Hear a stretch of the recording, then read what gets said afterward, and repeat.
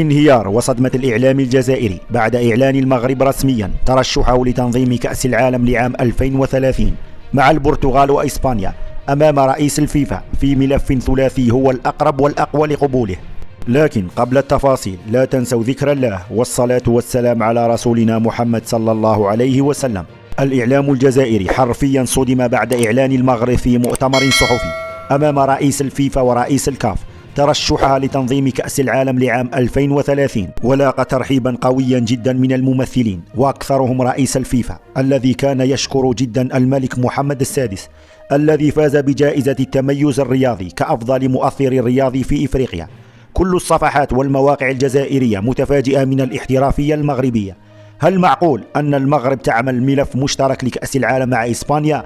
نعم، المغرب لا يدخل السياسة في الرياضة مثل البعض.